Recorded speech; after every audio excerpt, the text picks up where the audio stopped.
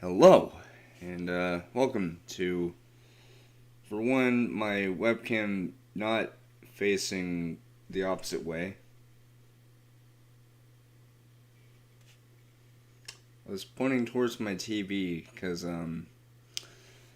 starting with this stream, I have decided to flip the,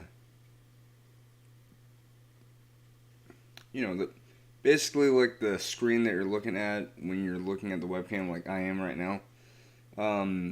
Because before, it was just basically like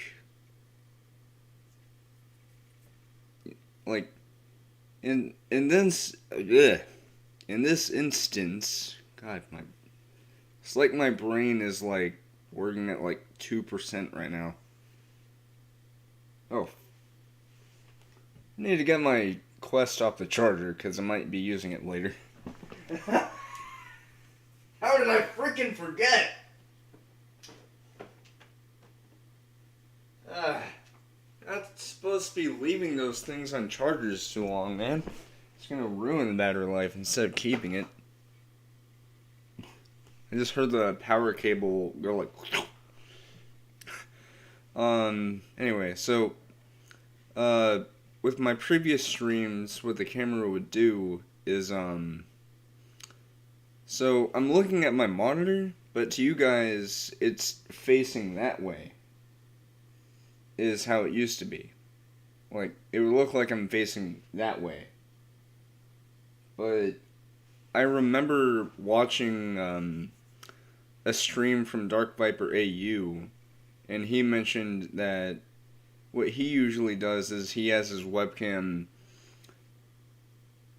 facing this way whenever it's on one of the corners. So if it's on this corner, like where my cursor is, it'll be, facing that way. Like it'll be facing this way. So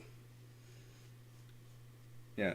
But if my webcam were to be placed right over here, where my face would be, it'd be flipped. So I decided to flip it horizontally so it would look more like that. So I've taken some notes.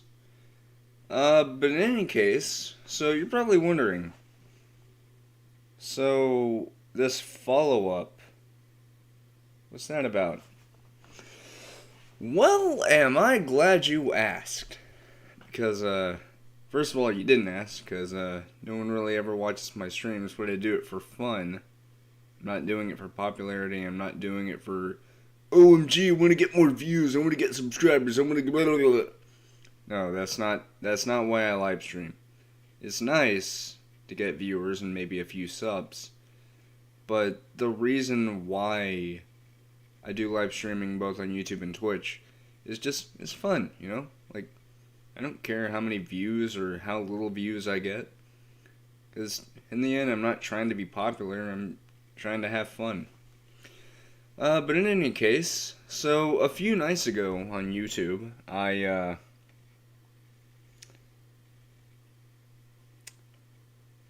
forgot when. I think it was, I want to say, right, so that was Tuesday. Also, I don't know why I keep doing that tongue click. So quite a few things have changed. Namely, the Big Fish London studio.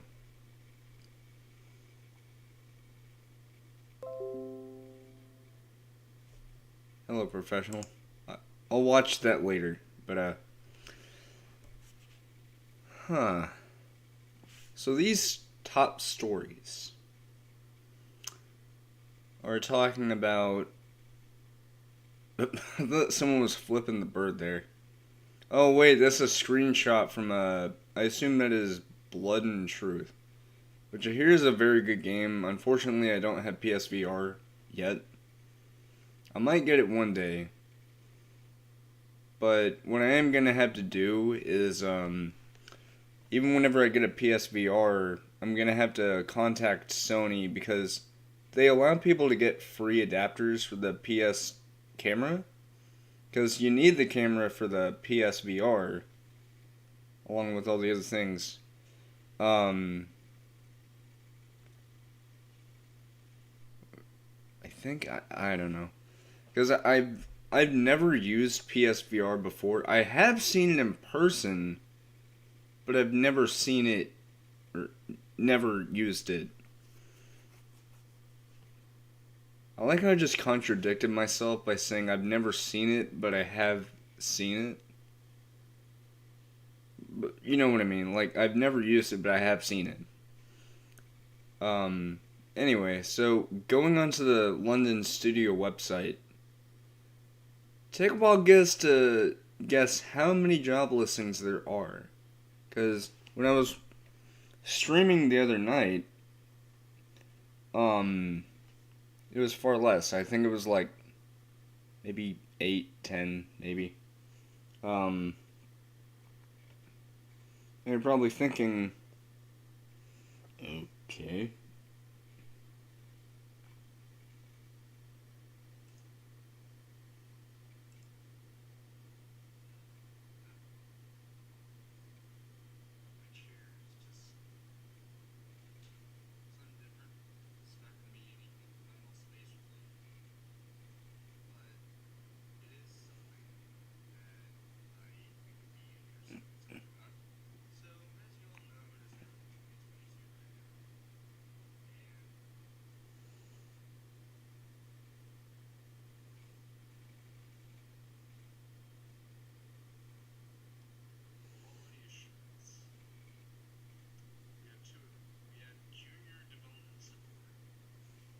If you hear any talking in the background, that's just my other video.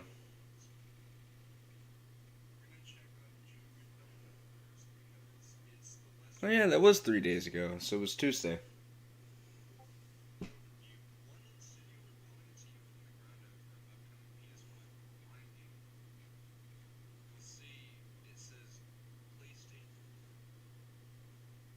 So I think it was like maybe 9, maybe 10 job listings on there.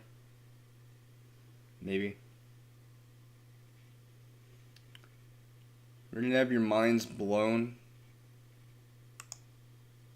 Feast your eyes on 1, 2, 3, 4, 5, 6, 7, 8, 9, 10, 11, 12, 13, 14, 15 job listings. This is going to be a huge game.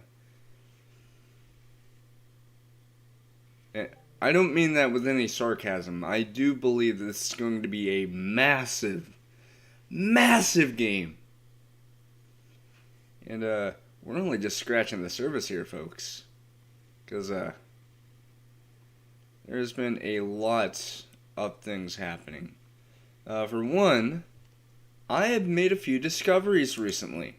So, as you all know, I occasionally check EUIPO because of the PlayStation Home trademark and occasionally the Soho Engine trademark right here, usually in the Justia because that's for the US.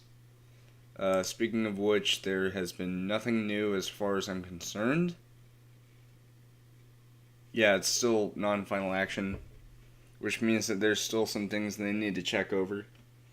But in any case, we're actually going to be focusing on EUIPO, which is the European Union Intellectual Property Office. So, in case you folks were wondering what EUIPO means, it doesn't mean EUIPO. That sounds weird. Ooh. On an unrelated note, I just checked on Twitter about the case numbers in Tarrant County. 3,930. Yesterday was a lot higher, so yeah, I think we've already reached the plateau and it's starting to sink. It's good. Because we want to see those numbers going down, you know. But anyway, so this is Justia, which is for the US. There's also this. But what I find really, really interesting is that nobody has reported on the Soho Engine being, trademarked in the US at all.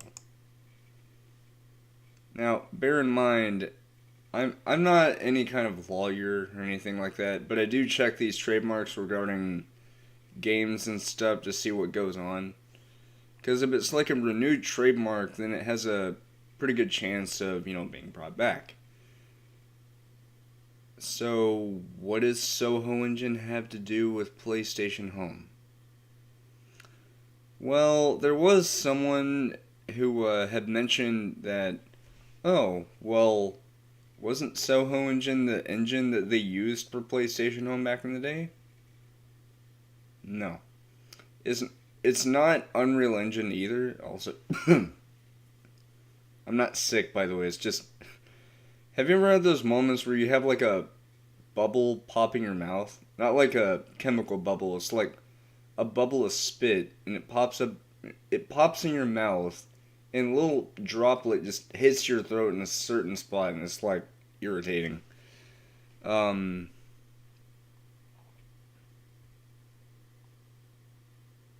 Also, this has been debunked.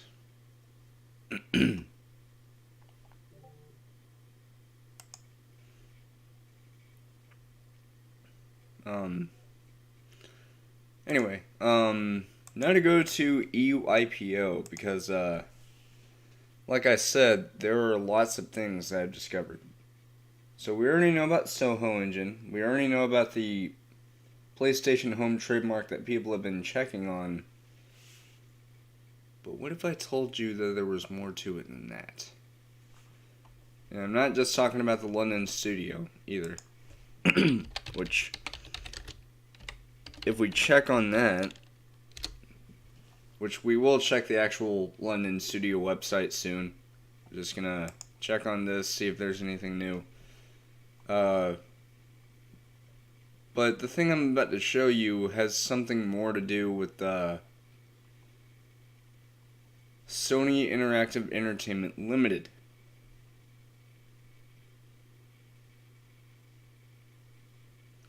Probably wondering, what do you mean? So first of all, yeah, there's nothing new here at all. Because this has been unchanged since this date. Which, mind you, I think the day prior to that, the PlayStation Home trademark was updated around that same time that year. But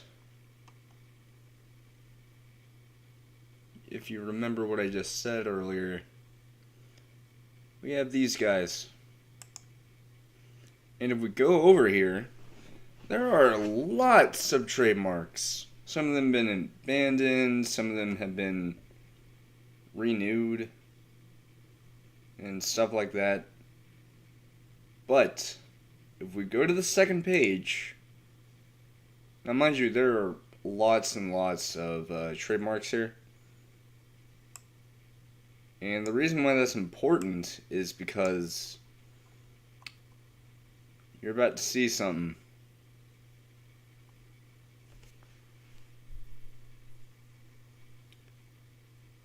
There are actually 3 PlayStation Home trademarks. There's the name of the service, which is PlayStation Home, and then we have the 2 associated images. The home logo without the home name, and then we have this. Now first, what we're going to do is we're going to check on the one that just says 005713102 home. Because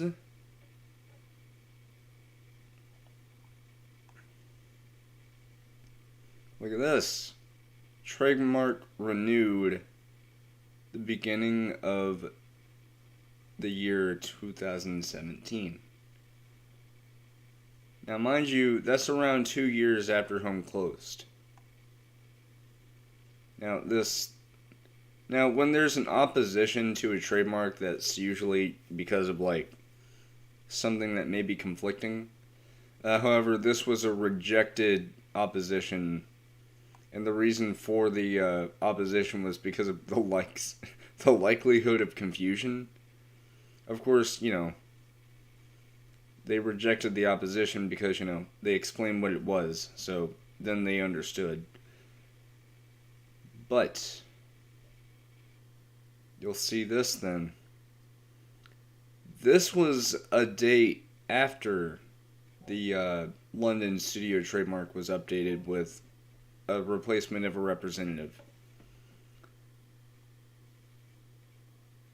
And again, we have this. But, then we all these.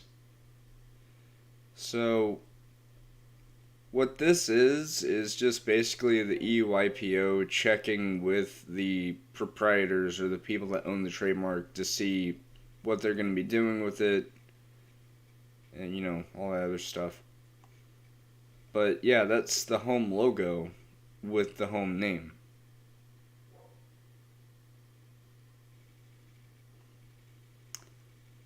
Also, if you hear a dog barking, I'm sorry. It's not mine. We used to have a dog. Actually, it's funny. Now, I don't mean to deviate from the topic too much, but it's funny that I mentioned dogs and that we used to have one. Because, actually, we've had more than one. Because, whenever I was really, really little, like whenever I was a baby, basically, my papa had a dog named Scrappy. I don't remember what kind of dog he was, but it belonged to his wife at the time, who I think her name was Karen, I think. No joke, that was actually her name. She was nice to me, not so much towards my mom or my aunts. But they obviously, Karen and my papa, separated. But since then, Scrappy died along the way because, dogs die of old age or other means. But whenever I was 4, that was whenever we got our dog Daphne. And she lived a good life. But, June 4th happened about 6 years ago. Yeah, and I say about 6 years ago because, I mean, in a couple of months it's going to be June, so it's going to be 6 years by then, but it's still a little past 5. She was a cute little dachshund. Like I said, I don't know what kind of breed Scrappy was. He looked like a Schnauzer or maybe a Skye Terrier or something. I don't know. Probably a Skye Terrier. Let me see what that is.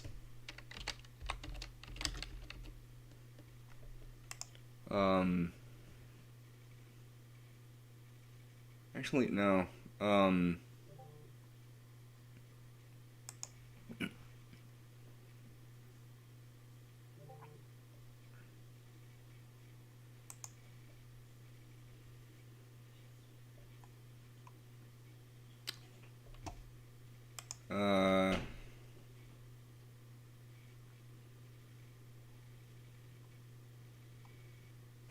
Toy Fox Terrier.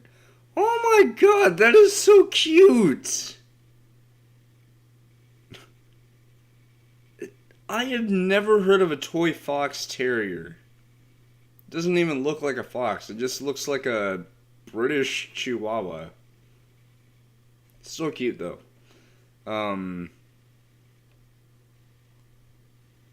That's not it. He did have the pointy ears though.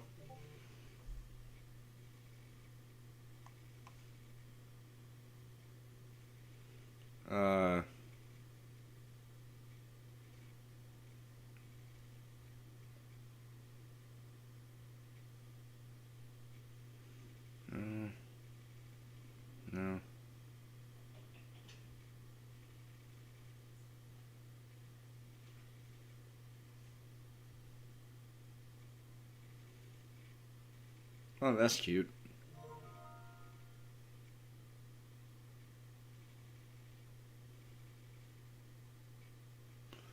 Oh, I I had a teacher in school named Miss Staples. Not really a teacher, more like a teacher's assistant. Or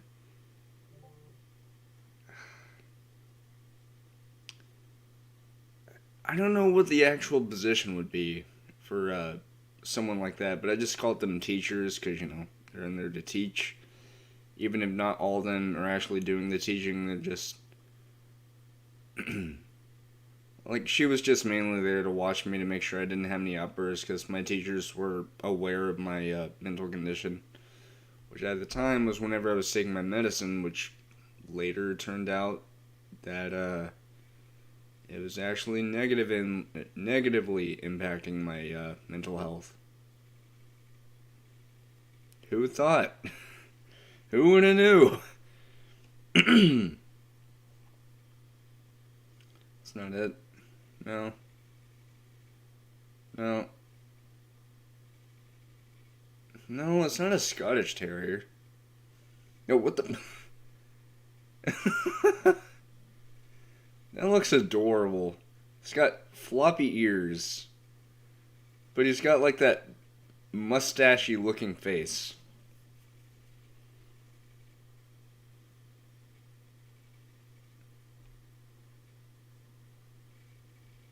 No.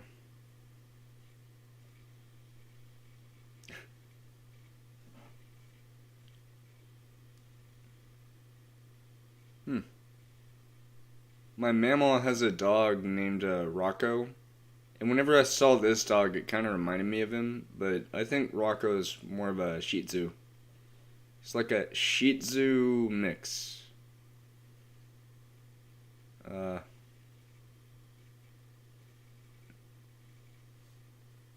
so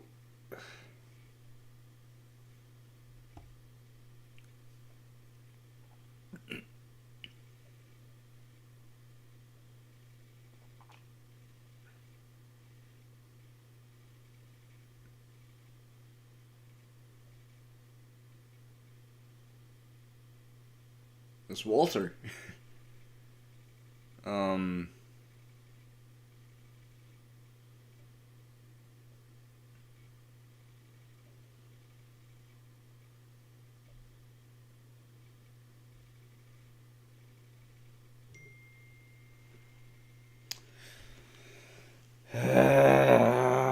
why do you keep doing this, Mama? Stop. Just, I really, really wish people would like not text me in the middle of the night. No, it's not.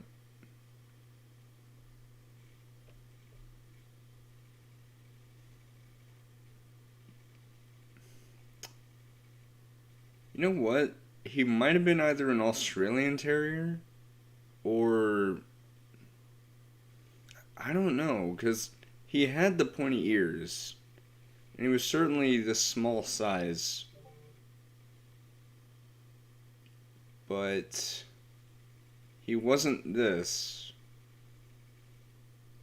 I don't know. He was a fluffy fella, but I don't know. But then eventually we got a dachshund.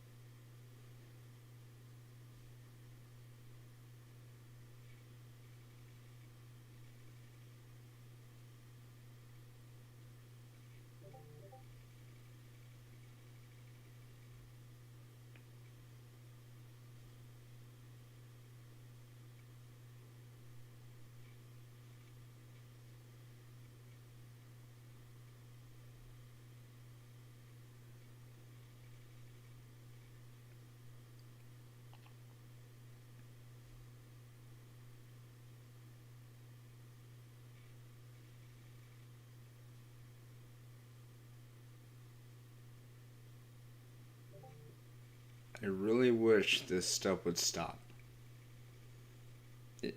This right here, this shouldn't even exist. This should exist, though. And pet dogs. But seriously, meat dogs?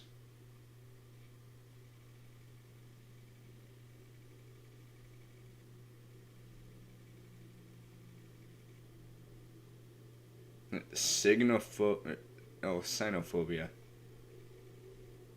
I'm glad I don't have that, because otherwise I would have been deathly terrified of a dachshund. And that's the kind of dog Daphne was.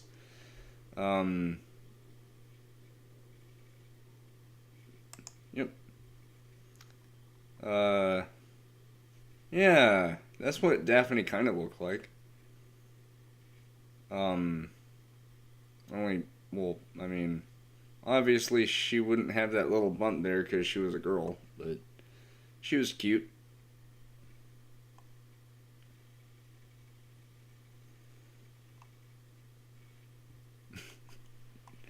I remember this one time where,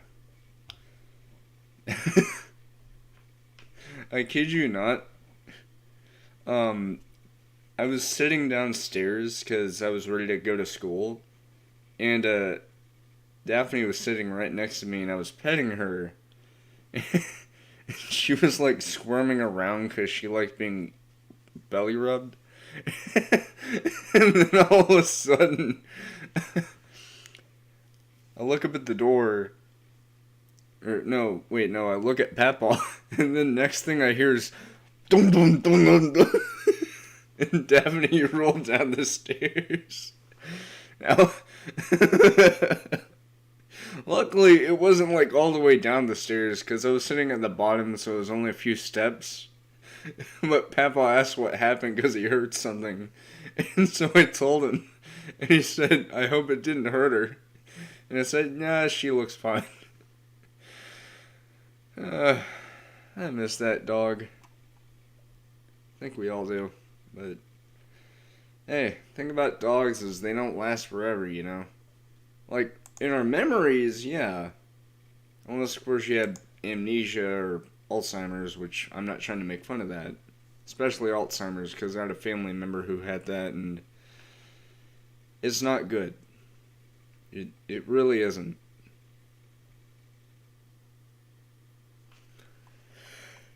Anyway,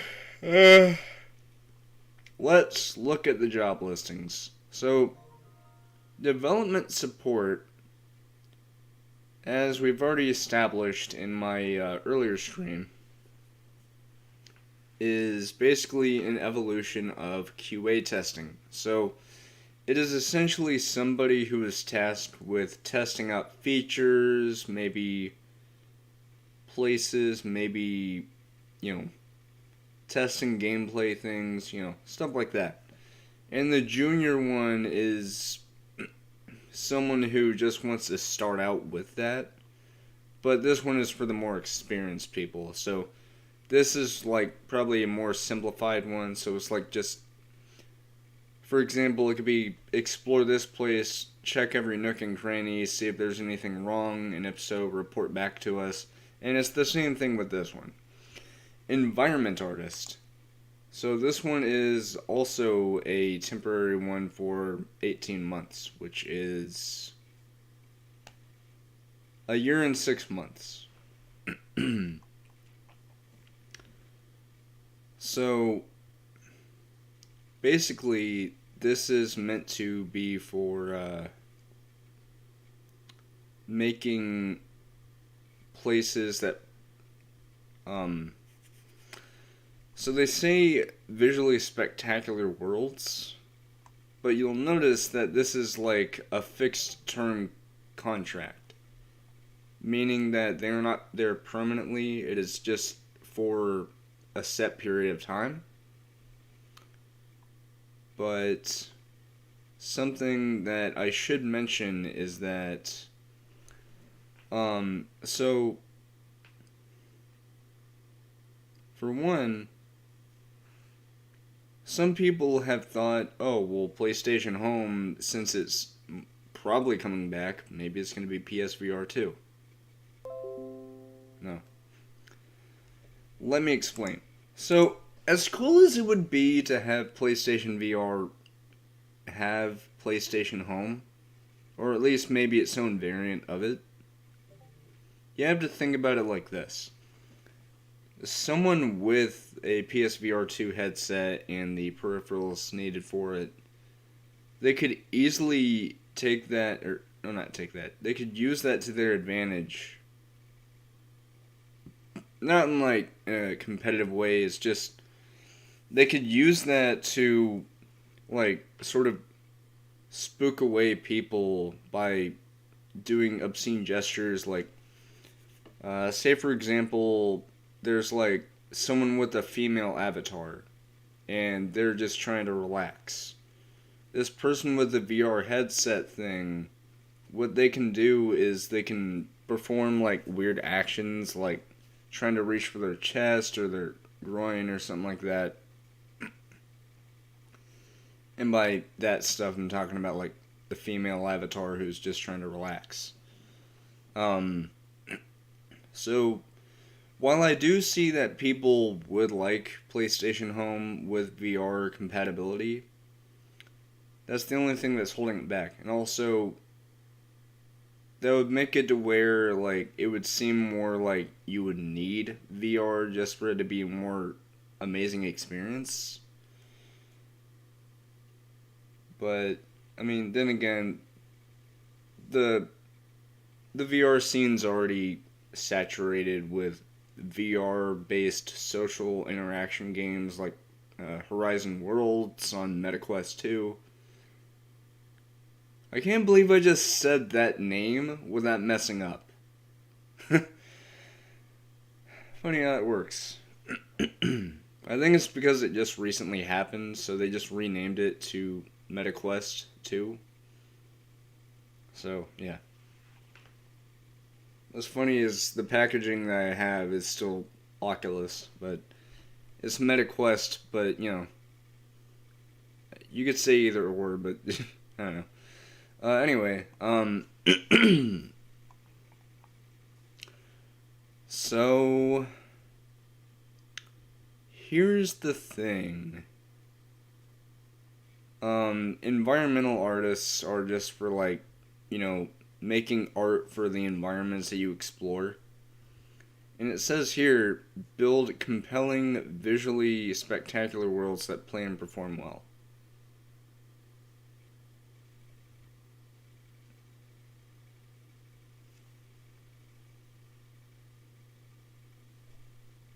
To look up what compelling means.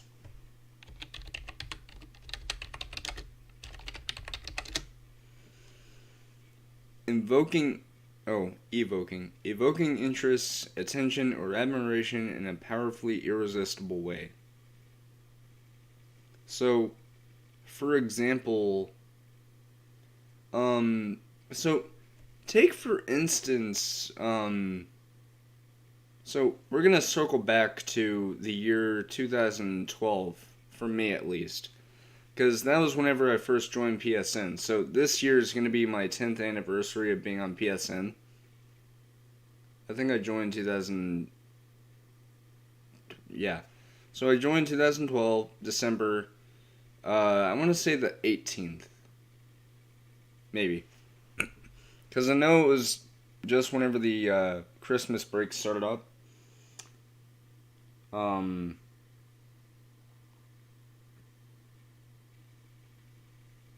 Maybe.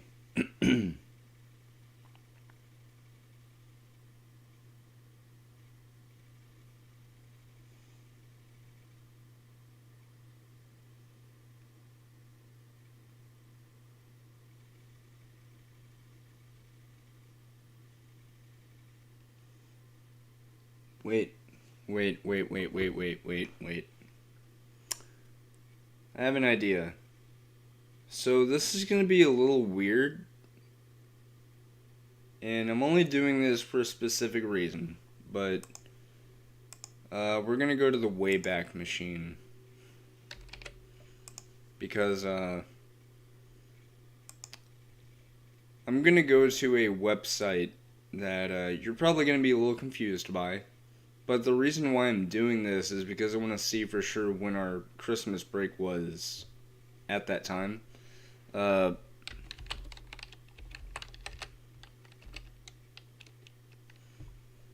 uh,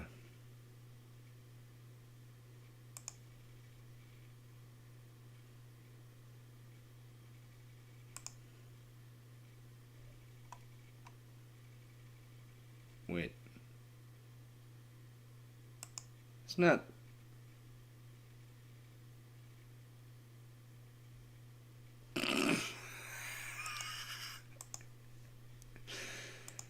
Oh my god, why?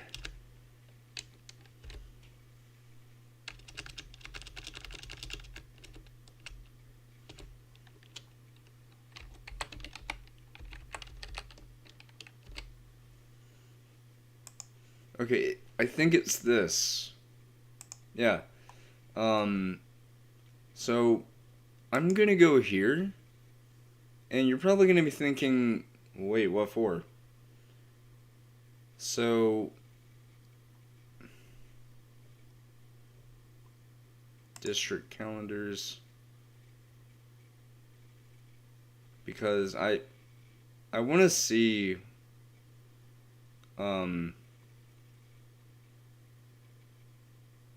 it's not what I mean.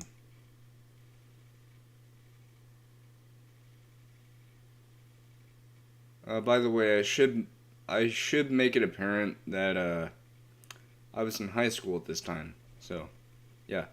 Um,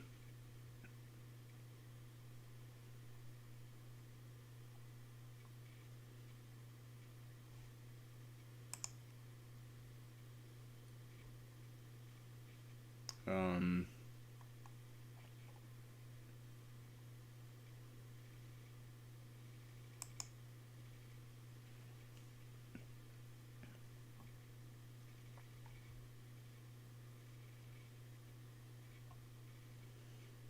right. So,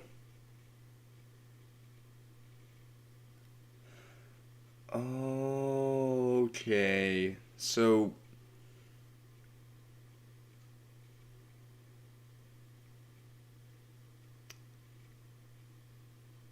right. I think I remember now. Cause, um, I think we had a 1 week Christmas break that year. Maybe. Uh, don't remember. Maybe. I don't know. Uh, wait.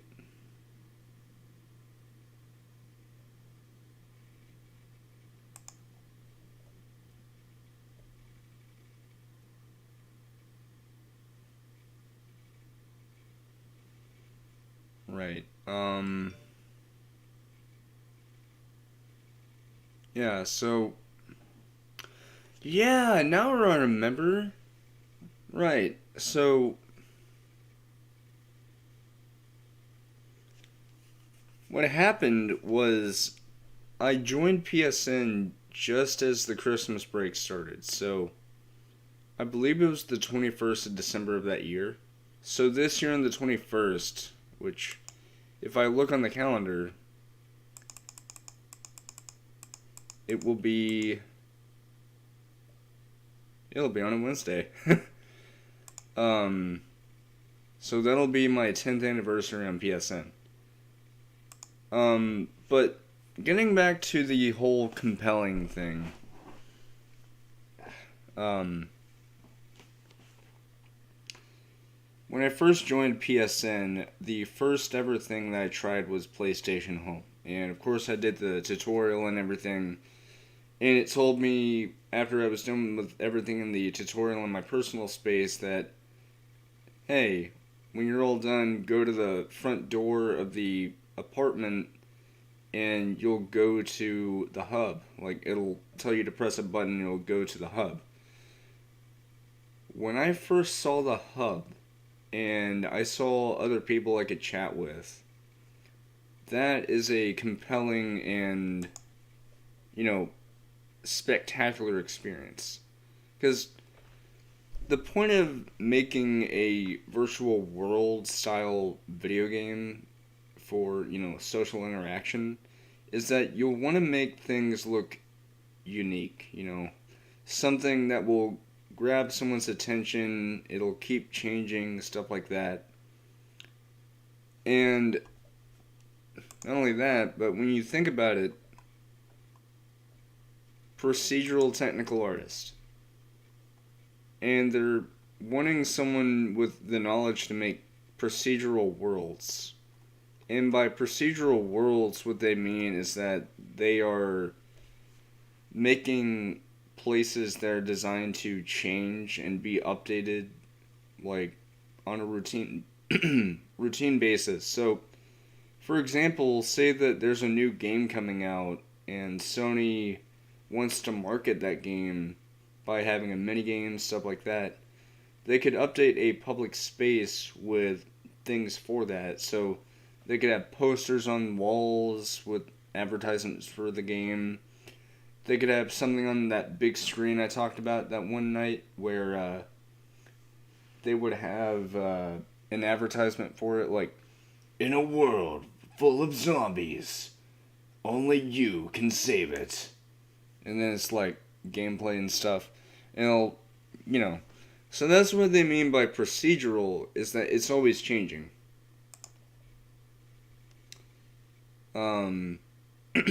But the environment artist, which by the way, all four of these are temporary. But the thing I'm trying to say, however, is that, like I said, by compelling, they don't mean like, oh, you're going to be telling a story that's going to make someone all emotional and weepy-eyed. What they mean by compelling is that it compels someone to, see what it is and explore. Oh, hi. So, like, by compelling someone to explore more, they could see what it is, they could discover new things.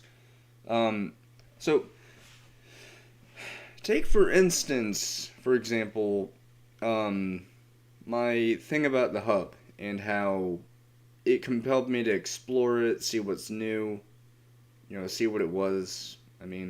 Because it was my first time playing home at that time.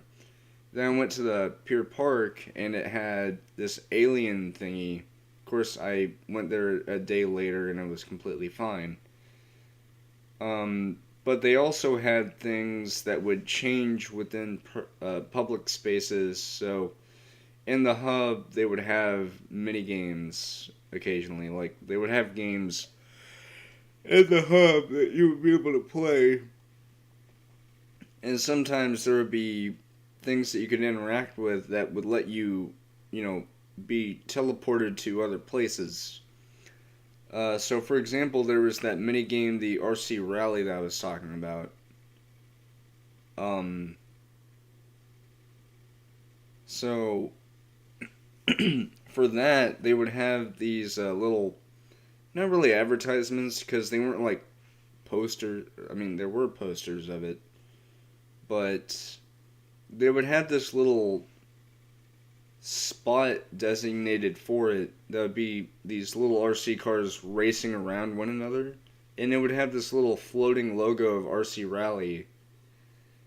And that's what they mean by compelling, is that, for example, or not for example, so say one day you go to a public space, like, say they have a new version of the hub.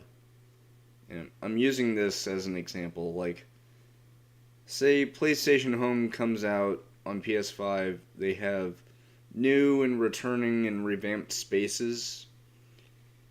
And you go to one of them, and then you go there a few days later because a new game has just come out in real life. And you'll see that something has changed within that public space. That's what they mean by compelling in this case, is that when there's something new there, you'll want to see what it is, and it compels you to look around more, see what else may have changed. So there's that.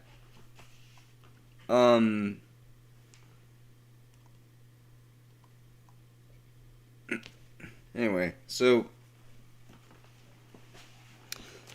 next we're going to talk about the senior character artists. External development. Yeah, so this was one of the new things that popped up recently. In fact, I think it was yesterday or the day before. But you're probably thinking, external development? What on earth is that?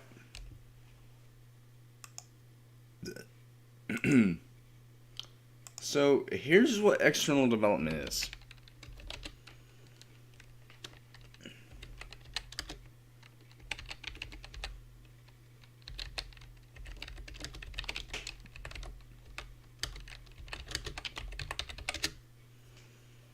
External development meaning in gaming.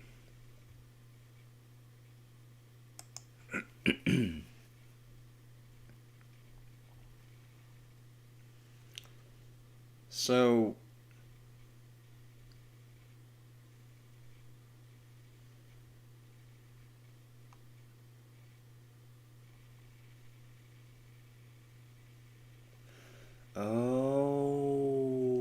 okay.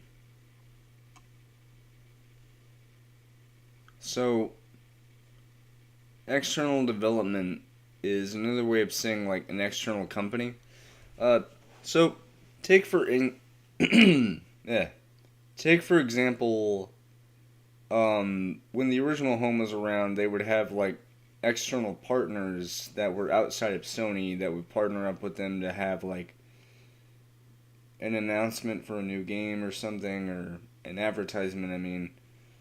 But there were other partners that would make content for Home that later on down the line, when Home announced that it was closing, they actually turned out to be making their own games to sort of fill the void. For example, we have Atom Republic,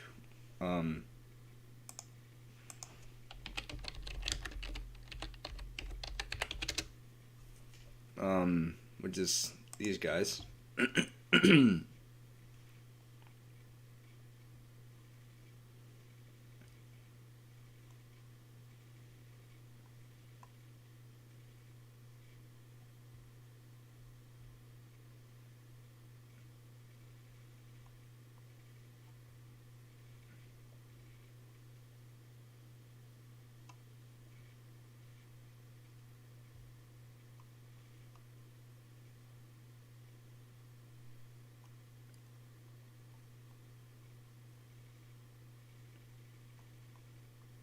Yeah, so this is Atom Republic, and this is their game Atom Universe.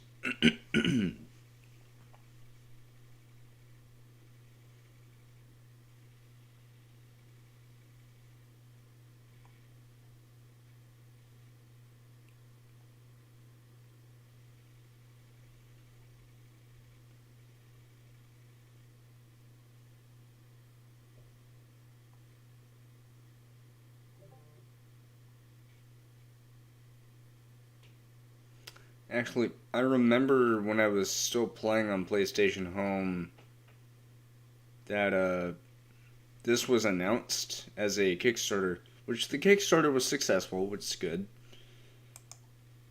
But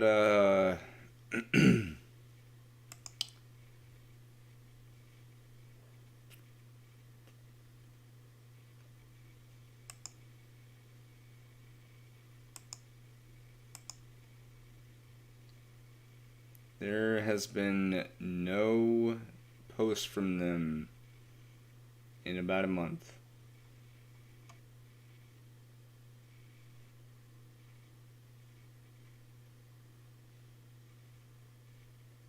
Do you notice something?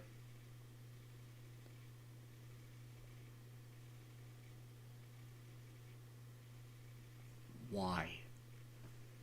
Okay, as much as I like Twitter, not as much as Facebook though, but that's because of the fact that I've used Facebook longer. Why is this a thing? Because this basically puts a target on an NFT user's back that says, "Hey, look at me! I got a fancy image that actually isn't like seriously." Okay, if you want to know my stance on NFTs and crypto in general, cryptocurrency, it's kind of a... I don't hate it, but I don't like it. It's more like an I don't care much for it. Like, I'm sort of okay with it, but it's still damaging to the environment. But these fucking things. These. No. No. Right click it. By the way, I'm not... Okay, so I know it's not actually thievery to do that. Although they always act like it is. Like, I can't believe you just right click my NFT. I'm gonna have you arrested. Officer, arrest that guy for right clicking a picture and saving it on their phone. Sir, you do realize you're clearly delusional, right? You're telling us to arrest that person right over there because they, what, took a screenshot of your monkey thingy and saved it to their phone, and then they kept doing it over and over and over to harass you? Yes! Sir,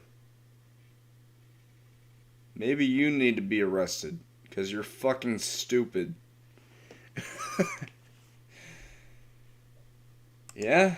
So that's how I feel about NFTs. That is literally how I feel about NFTs.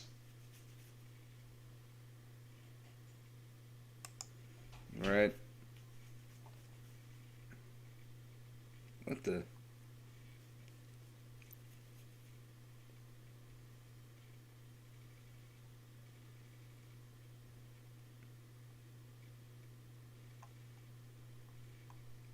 And again, alright, it's promoted.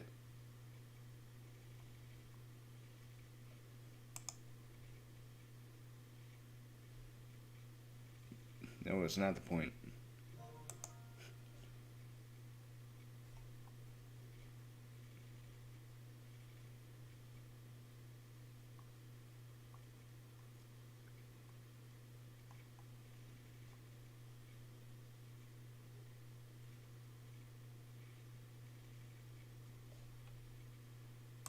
Oh, that's a fan page I'm looking at. Right.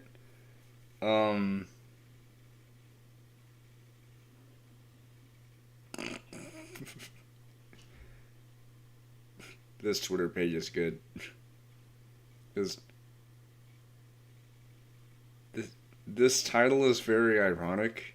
Because this Web 3.0, this crypto, DeFi, NFTs, all that other stuff, that's not the future, okay? If it was the future, if it was mainstream, then people would be doing it. The only people who are doing it are just social degenerates who have nothing else better to do than try to brag about their fucking, like, digital animal thingy that burned forests down whenever it was created.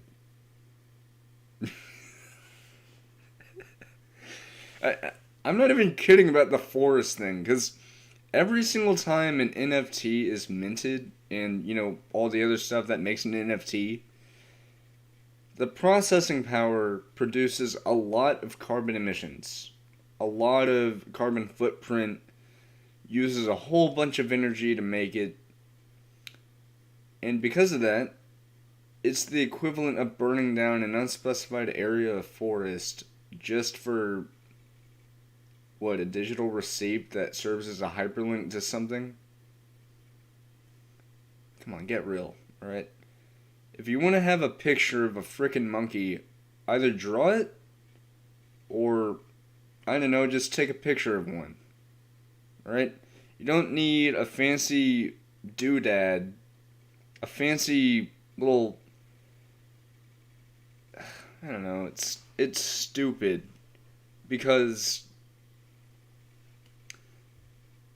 there have been people who are like, oh, well, if Sony brings back PlayStation Home, then they have to put NFTs and stuff. No. Sony would never do that with PlayStation Home. Because for one, that would garner a lot of hate. Sony would never do that. Sega thought of doing that, but after the fan backlash, they decided against it because they found out that, hey, maybe doing this isn't the right thing.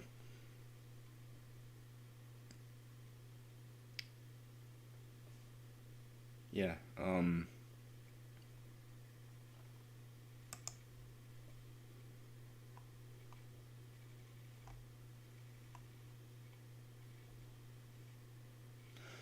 oh, wait a minute. I just realized. So there's a guy I've watched on YouTube sometimes called Best Screen Name, and he has made video guides, or not guides, more like videos of them exploring the different public and personal spaces in PlayStation Home. And one of them was the hub, and during the video there was actually a part where they were right next to this big screen.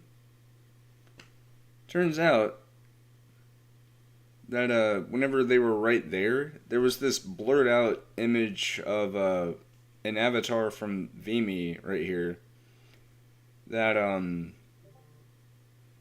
was like they were walking up to like the front of the screen, so they were like literally like walking towards the actual like person watching, and they tapped on the screen like ding ding ding ding ding.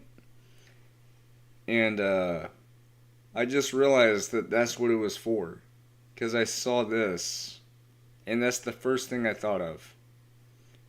But Vimy actually made content for Home. Um,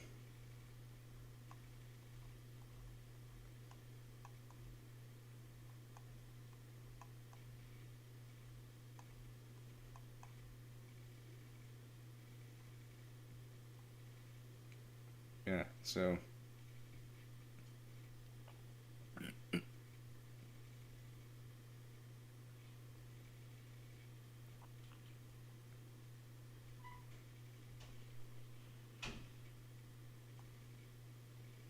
Man. Also, I could care less about Kim frickin' Kardashian. Seriously, like, why is she still popular? Like, I'm not saying I want to be popular because I don't. Alright?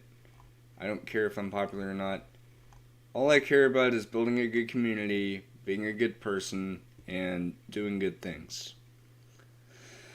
Even if I'm rich and famous, I'm still going to do those things, alright? I'm not going to be like one of those self-entitled Kardashian wannabes.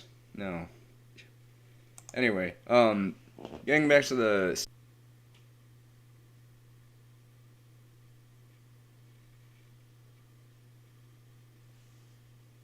So...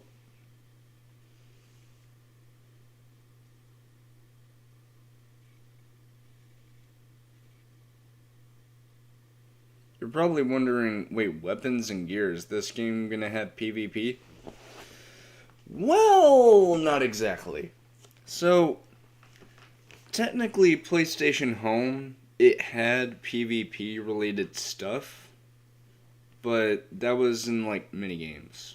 So it wasn't, the focal point of Home. It wasn't like, oh, you better be careful when you're in a public space. You're going to be shot by someone with a sniper. No. They did have minigames that did have PvP,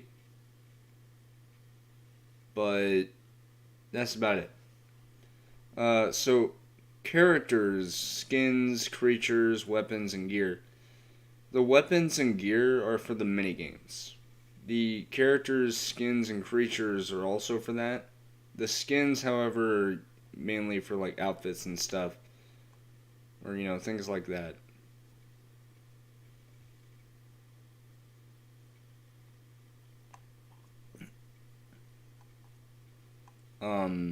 But anyway, so um,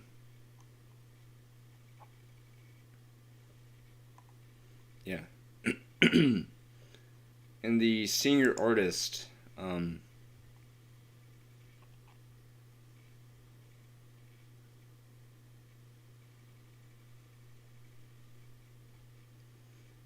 so the assets, of course, just the general items, vehicles, weapons, and level art.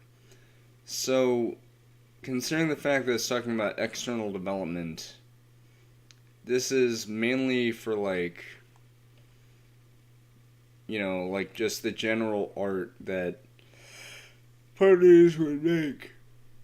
Yeah. But then we have the most interesting of the new job listings. Live Ops System Designer. I think I said Stism. Or, no, System. Yeah, there we go.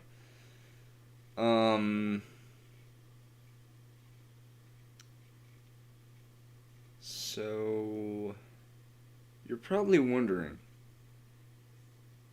where are you going with this?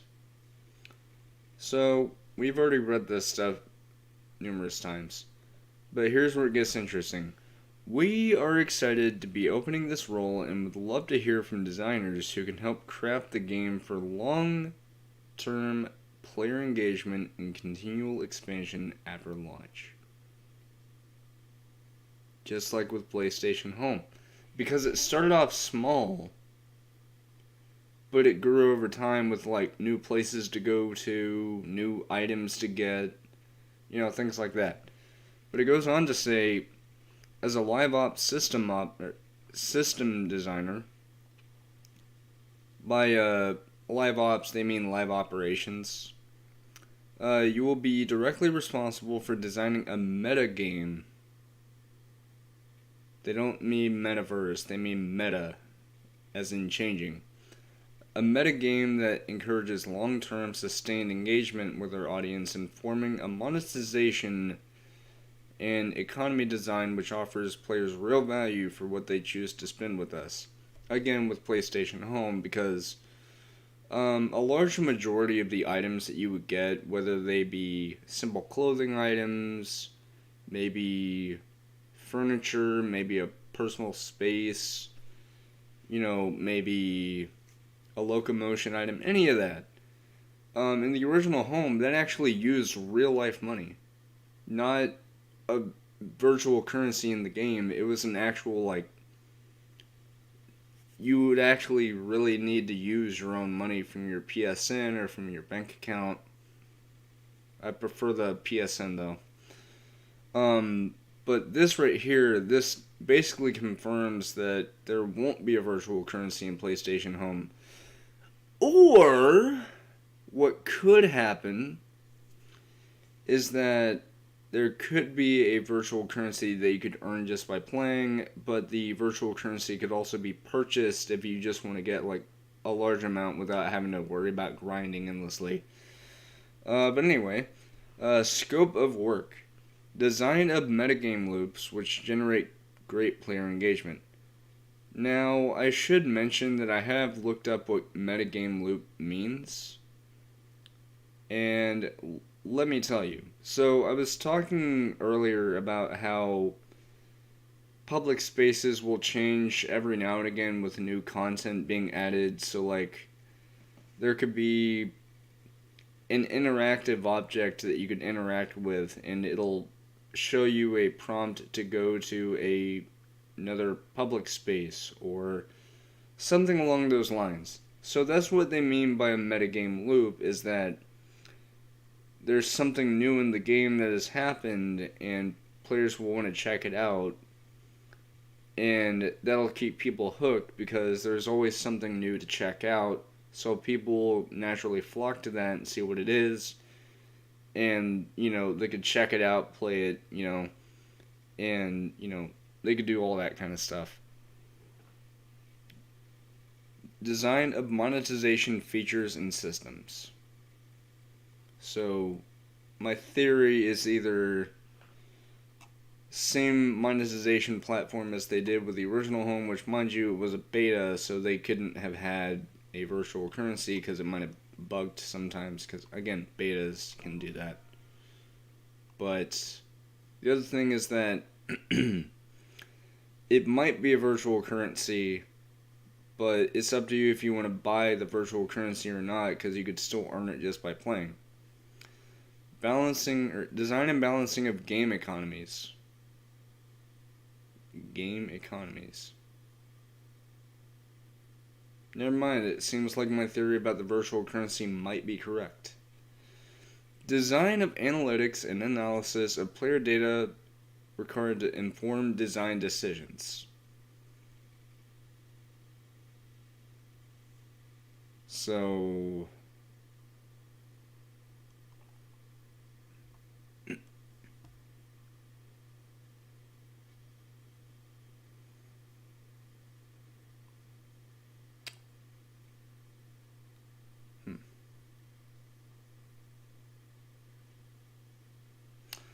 I think what it means is, like, for example, say there's a player that plays a lot of shooter games or something. Like, there's players who... Wait, yeah, that makes sense. So, what they mean by analytics and analysis of player data required to inform design decisions is that, take for instance, you have the demographic of players who really like action games, like shooters, maybe an action RPG or something. They could have public spaces and content within home that would reflect that. So, for example, in the original home, there was a mini game called No Man's Land, and it was this cover-based shooter, sort of like the Uncharted game one, where you would have the same kind of gameplay system where you would, press a button to go from one place to another. Like, for example, you would have a button prompt that says, hey, press circle to go over here, press triangle to go over to this spot, press square to go over here, so you would have different forms of cover. So there's that.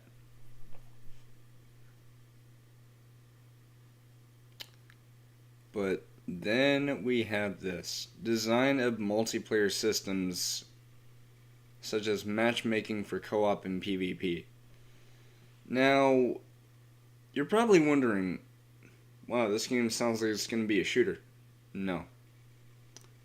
Now, granted, there was a minigame in PlayStation Home called Bootleggers 29 in the Action District, but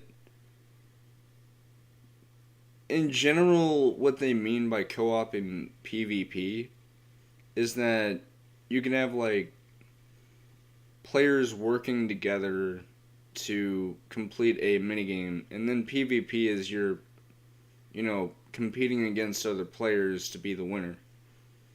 For example, there was a minigame in a public space called Horse, and that public space was called the Playground. It's based on 1980s Brooklyn, I think. And you would compete with another player to get the most score. Consultation with gameplay and technical designers on the long-term engagement and expansion of their designs. Yeah, so I think I know what this is. So it's basically checking with the people, doing the gameplay and technical designers, and, seeing what they'll do next. Like, you'll check back with them and let them know what's going on, and they'll say, yeah, so we're going to be doing this next because of this. Anyway,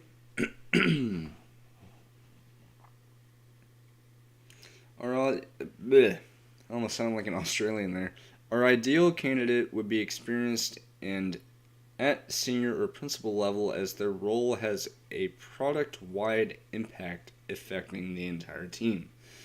You would have the ability to understand, conceptualize, and improve the design of game systems, features, and mechanics to work best in a live service environment. Ooh. Yeah.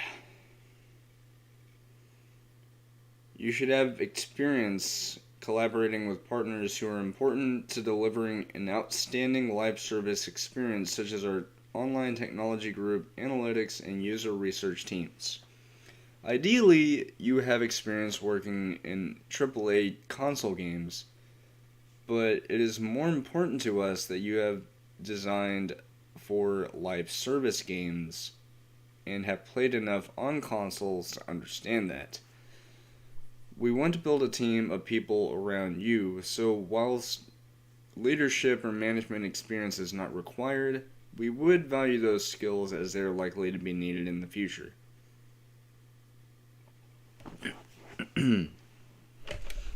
Ow. Sorry about that, I hit my leg on there. I made an earthquake with my leg. Ah! That actually hurt. Impact and complexity. You will collaborate with the design director and lead designers to deliver on the product vision. Your design work will impact the entire product, from the design low-level gameplay mechanics and art assets right up to the product release strategy. You will need to work with the team at every level so they understand your designs and help you action them. Your work on analytics will ensure we have all the data we need to make the right design decisions for the product and our players. We want you to share your knowledge and experience of live ops games with a wider team, ensuring everything we do considers the endless expansion of the game. We would also love for you to be able to represent London Studio in cross collaborations with other studios in the PlayStation family.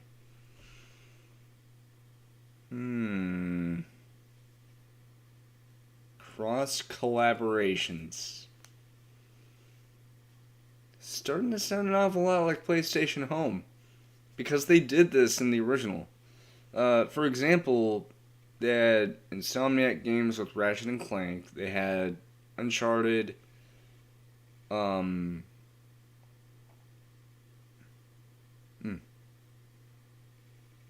think they also had Sucker Punch at one point. Or, no, Sanzaru? I don't remember. But they had a Sly Cooper thing, but it was more like an ad to pre-order the game.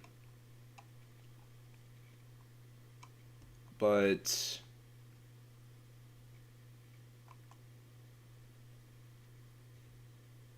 here's the thing. Endless expansion of the game. Kind of like with PlayStation Home. How periodically they would have new content. Like clothing. Just items that you could get. New spaces, both private and public. You know, further collaborations with not only like other studios in PlayStation's family, but collaborations with people outside of Sony.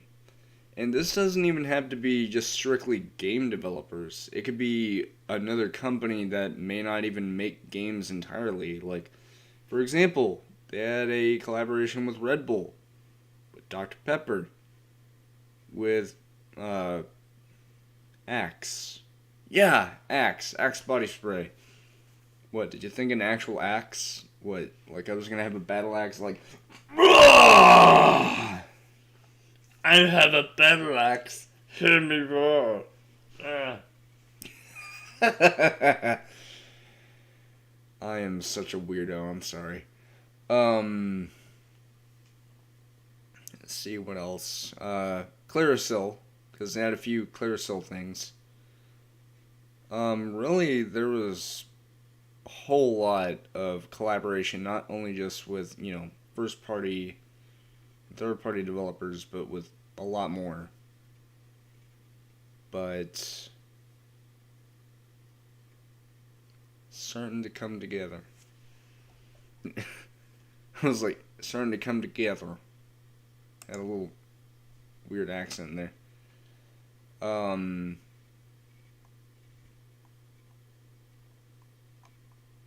But yeah, it's starting to look a lot like, you know, what we're getting is home.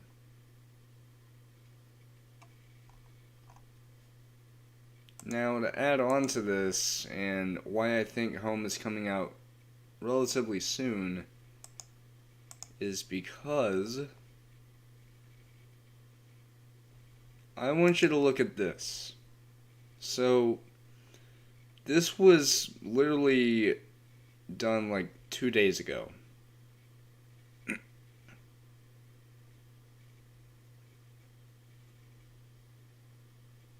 Yeah, so missions in a gaming term doesn't necessarily mean something like, oh, you have to like fight bad guys. What they mean by a mission is more like gaming terminology in general, which just means an objective.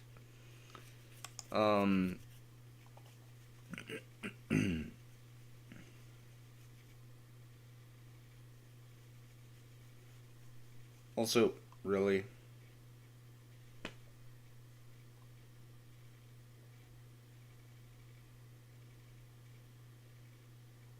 These people are delusional.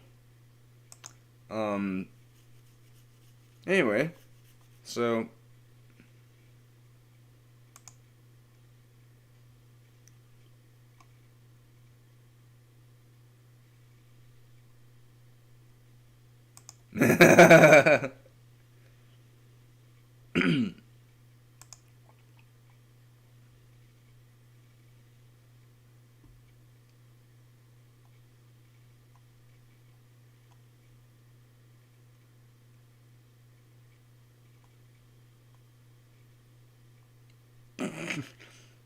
Ed Sheeran hasn't had a cell phone since 2015.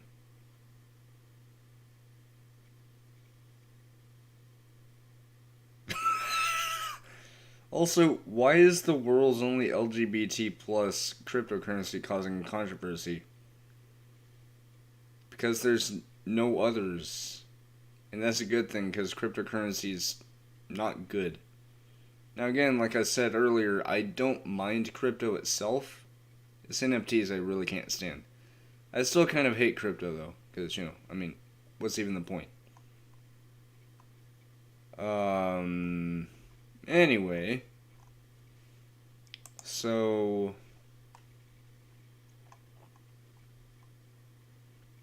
really? No. So,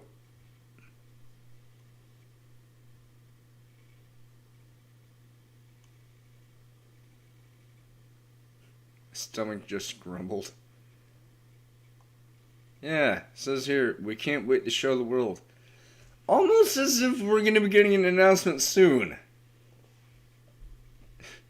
Pardon the voice crack I just had. Allergies and whatnot, and that, clearing your throat, doing that a whole bunch is bound to make your throat feel like it's gonna like collapse on itself. But anyway, so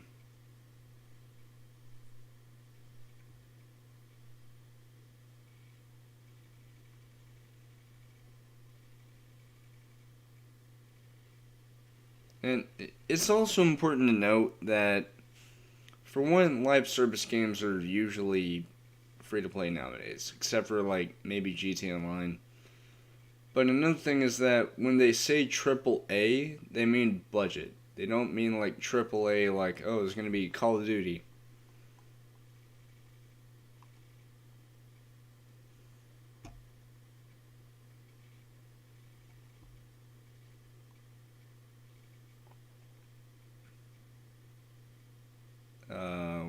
What?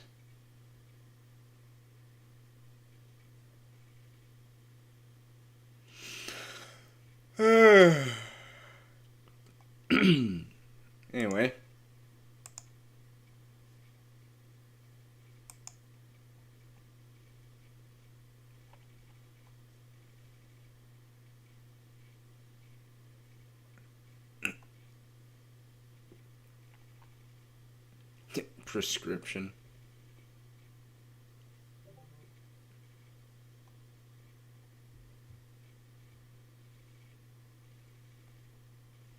Yeah, the metaverse ain't got nothing on Home. And Home came out in 2008. I was 11 then. Of course, by the time I joined PSN,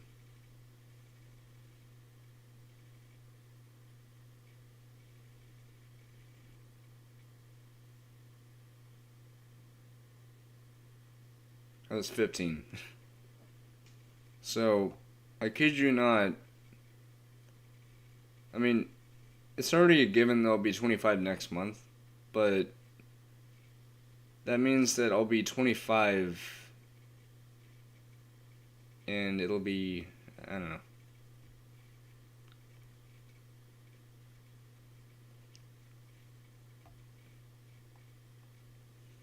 Now see, here's the thing. This wasn't a metaverse, but it was a fucking experience, alright? I do mean that literally. It was an amazing experience. Because, let me put it like this, alright? Back in the days where crypto and NFTs weren't a thing. Back when PS4s weren't a thing. I'm not saying the PS4 is bad. PS4 is a great console. But it didn't have this. Now see, even nowadays, even knowing that Home is inevitably going to come back, because there's tons and tons and tons of indications, I'm just still depressed, because PlayStation Home not only was my first experience with PlayStation Network, it was the very thing that introduced me to PSN.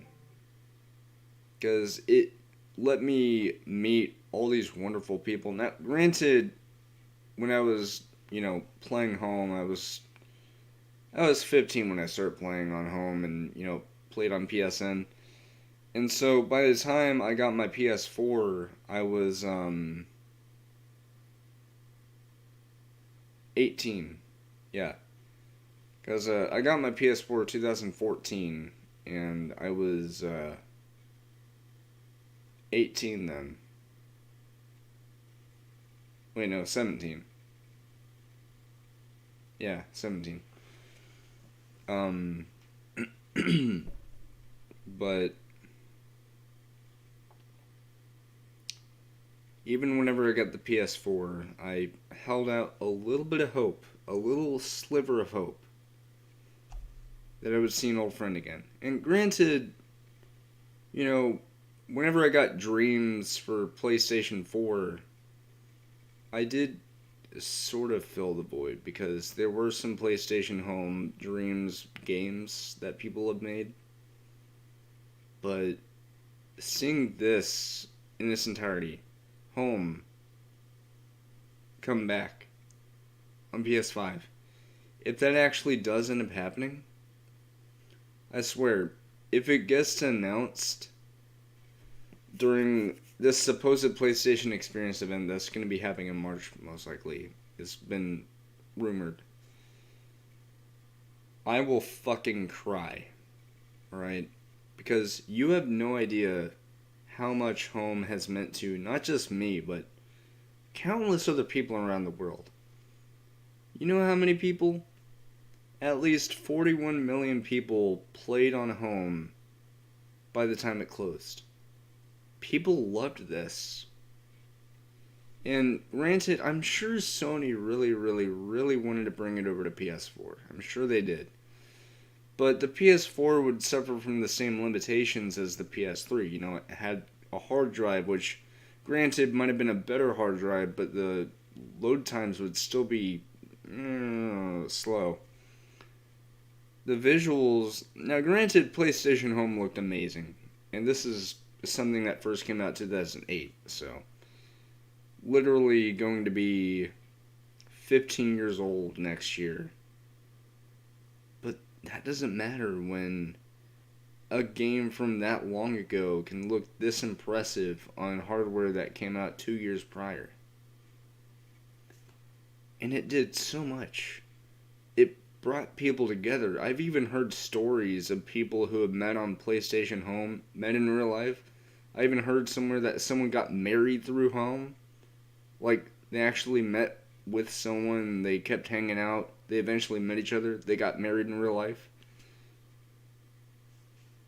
This meant more to people than you might realize. For me especially, because when I first played PlayStation Home and played through the tutorial that it taught me how to place furniture, taught me to move around and all that stuff, get my bearings straight with how to play the game.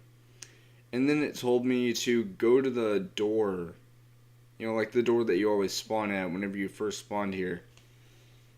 And told me to click X to go to the hub. And I went there. It really opened my eyes, because it showed me all these different things I could go to, like these shops. There were other players that I could talk to. Now granted, I was kind of an oddball at the time, but there were times where I acted, like an actual person instead of like a little weird kid, even though I was 15, so teenagers do that. But my point being, just seeing that, it was literally the very thing that introduced me to online gaming on a console. And more than that, it opened my eyes to what the PSN is. Yeah, you have your toxic users, you have your tryhards, you have the people who, they're major fanboys of Sony, don't care about anything else. But then you have people like me, people who are just casual, people who just play it just to hang around stuff. And the thing about it is, if it weren't for PlayStation Home, I wouldn't have a PSN until much later in my life. It's because of this service, this live service game, that I'm such a major PlayStation fan. And I already was a fan of Sony back whenever I was a little kid. Because, PS1, PS2. And then I found out about the PS3. I got the PS3 in 2011. Then a year later, or about a year later, I made a PSN account, played this. Best time of my life. So, if this does come back, I kid you not, I will shed tears of joy because of how much this meant to me. Because the thing is, I was pretty social back in the day whenever I was younger, but home taught me to express myself, to not be afraid of who I am, and to open myself up to chatting with other people. And that's why I'm so social nowadays. Like, a little known fact about me, until I'm about to say it, whenever I go walking and I'm walking along the street that I usually walk along to get to my local stores, I almost always wave at cars passing by, and they always wave back, unless they're like busy on their phone or something, which I really wish they wouldn't. But it always puts a smile on my face, just knowing that there's people who, they don't know that person, but they know that they're a nice person, and that's all that matters. And, the thing is, that's what makes me me. I'm a kind-hearted person. I'm always willing to do the right thing. And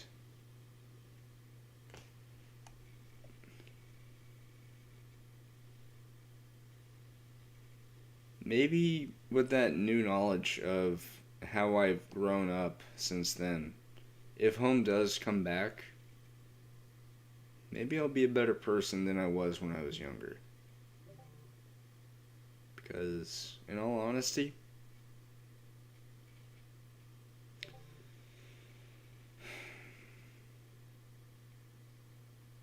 I think Sony would be doing the right thing by bringing this back. Because not only would it make all those players who originally played it happy, but it would introduce a whole new demographic of people who maybe have just recently got a PS4 and made their own PlayStation Network account. You know, like,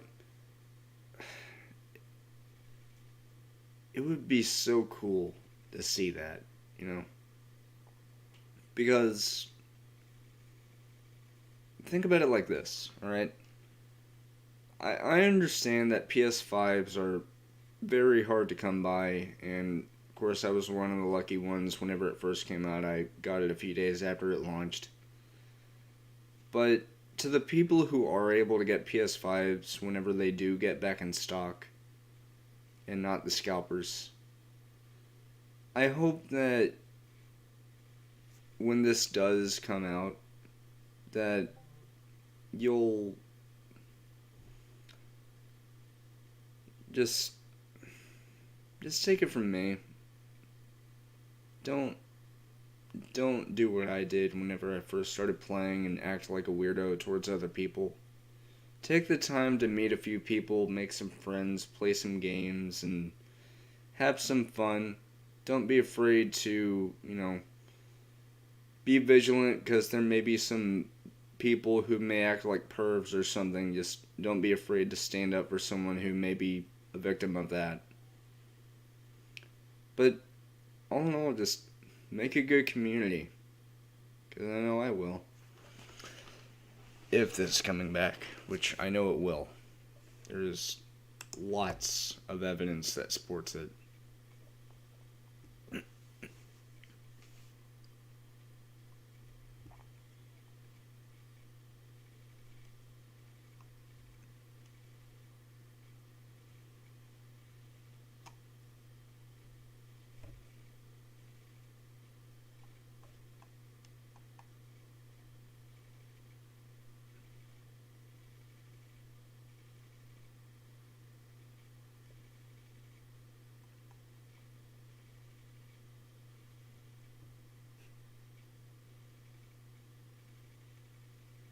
Okay, that's pretty cool.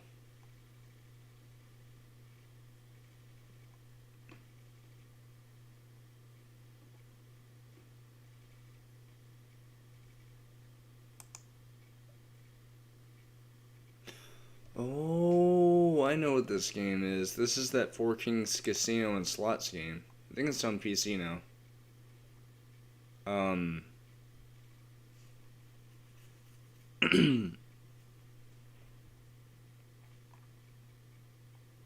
But I guess what I'm trying to say is that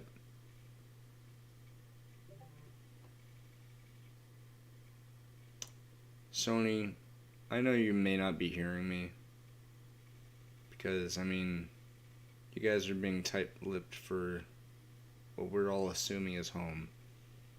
And even if it isn't London studio themselves that are making it, and it's just, a collective effort, or maybe it's just the European part of London, I don't know. But whoever is making it, just know that there are lots of people like me, who are going to come back to that and thank you wholeheartedly for it. But, you know what? I think until that day comes, I think I'll be perfectly fine with pretending to play PlayStation on my GTA Online. Even though I usually play GTA Online by myself, but I digress. But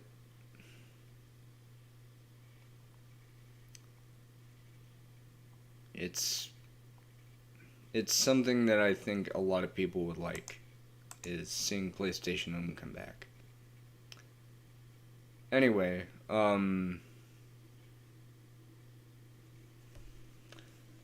Now I'm going to talk about something different. And that is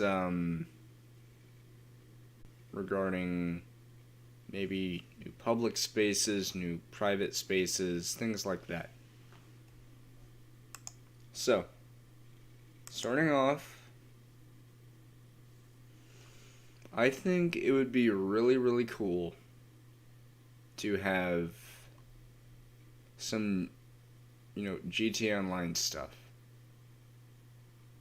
Or, just GTA 5 in general, just Rockstar related stuff. Usually, mainly GTA because, it's like, it's the one that Rockstar supports. Hashtag save Red Dead Online. That's not gonna happen. I really wish it would, but, Red Dead's just dead. But anyway, so some more ideas of GTA 5 and online related content they could add to PlayStation Home.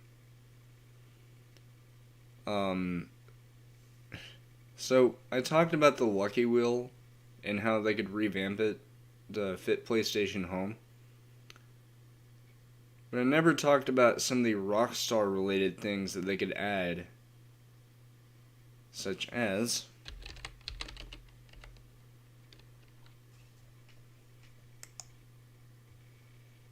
the Controversy Mark II. Yes, really. I said it. So if Home comes back, I want Rockstar to do a really cool collaboration with PlayStation Home that would add this vehicle as a locomotion item. So let me explain. The vehicle. So how locomotions worked in PlayStation Home is that it wouldn't change your controls at all. Like, you would still be able to move with the thumbstick, move the camera around. However, when you move around, your character moves slightly faster. I think it's supposed to be 1.25 times faster than the normal running speed. So you're moving a little bit faster. Like, this is someone who's just running, and this is someone running with a locomotion. Like, they're moving a little bit faster.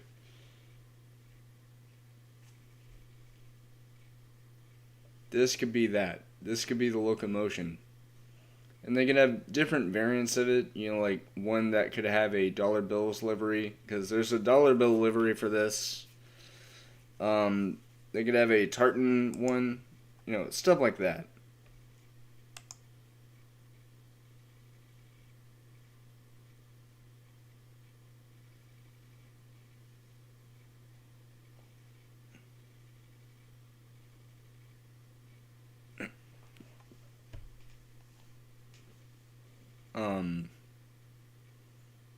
But, my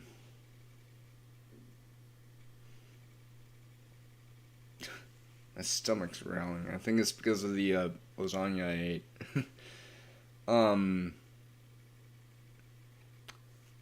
Right. So, the Oppressor Mark II in GTA Online, it can fly. But in PlayStation Home, what would happen is,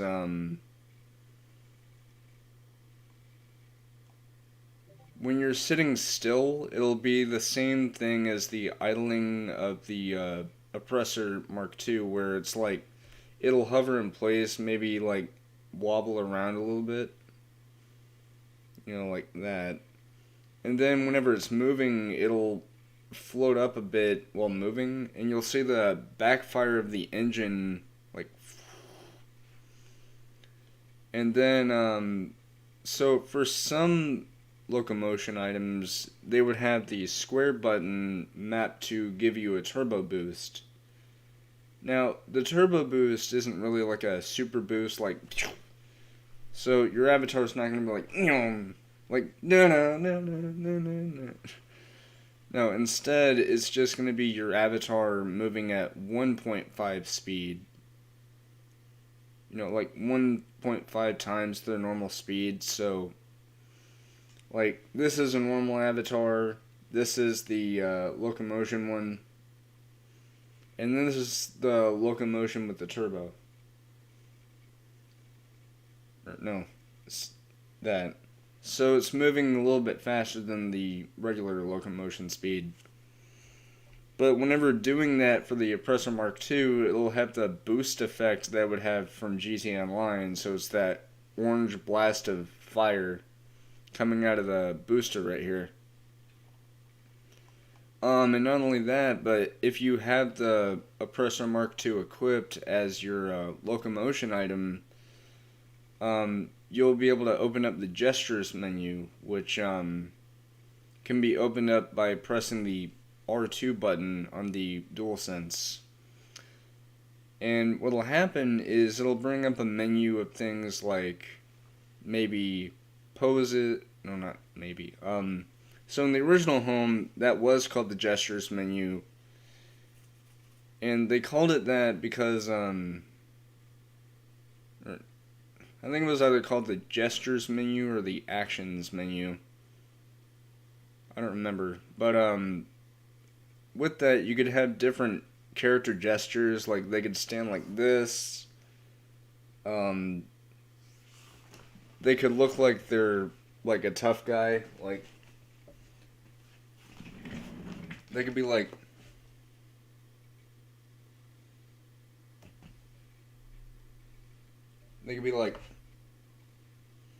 or they could be like ready to fight someone, stuff like that. They had different dances. Let me move that back down.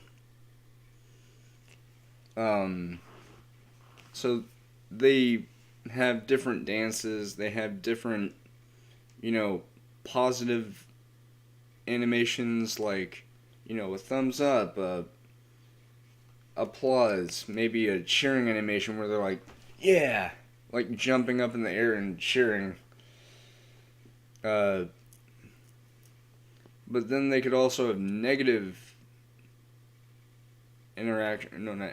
negative gestures, like a thumbs down, or maybe like a head shake no. But there were some animations that would only be unlocked if you had something, equipped on your avatar. So, for example, there's a Nathan Drake outfit that you could get in PlayStation Home. I think it was by pre-ordering Uncharted 3, Drake's Deception digitally, I think.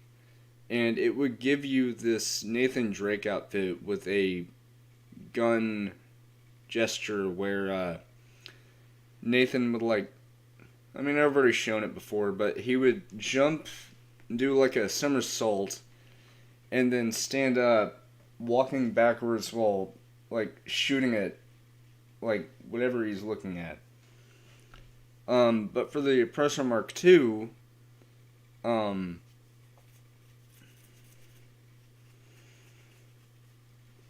basically it would have this gesture system called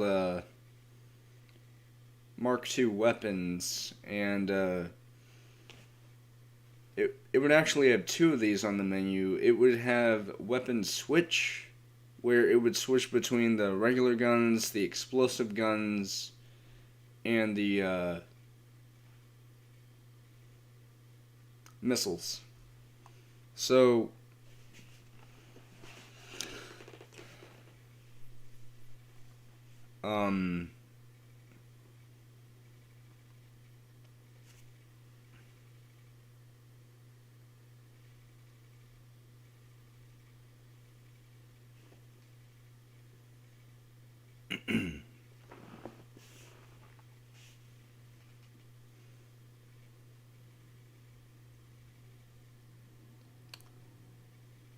oh, right. So what'll happen is the weapon switch, it would actually have 4 options. Actually, no, 5. So the first option would be disable. The second option would actually be the boost, and I'll get to that in a moment.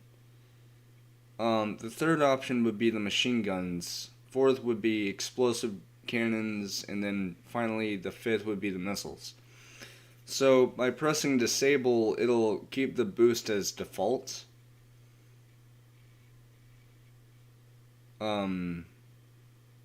Actually no, remove the boost from that list then. So it would actually have four options then. So it would have the three weapons and then disable, which means that it would turn them off, like whichever one was equipped.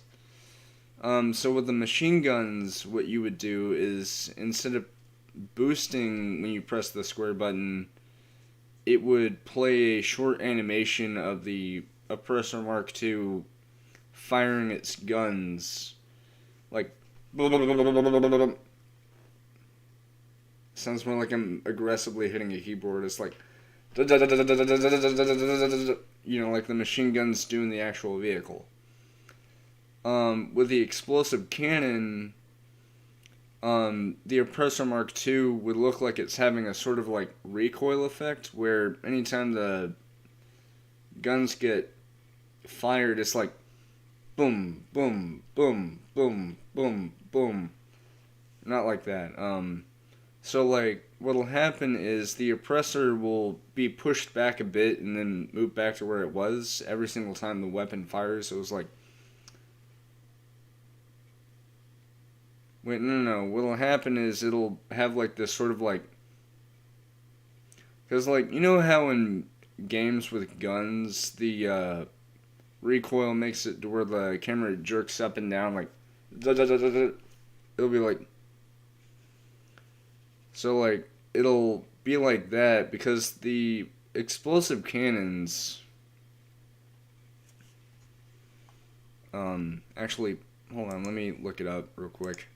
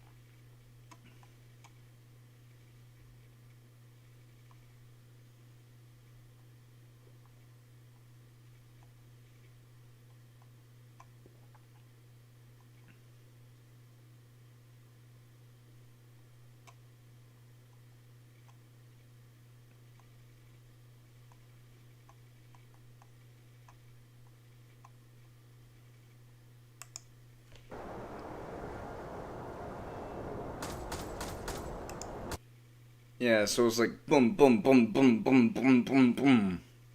So that's the rate of fire. So, like, I should mention that anytime you fire the weapons on the Oppressor Mark II in PlayStation Home, only the player would be able to hear it. And I'm talking about, like, by. I'm saying this as an example in case Home does come back and they put the Oppressor Mark II. Not as a way to grieve, because there's no PvP in the main part of Home. It's just in minigames sometimes. But the Oppressor Mark II would just be a locomotion item, but it would have like the same things inspired by GT Online. but it wouldn't kill anyone. But,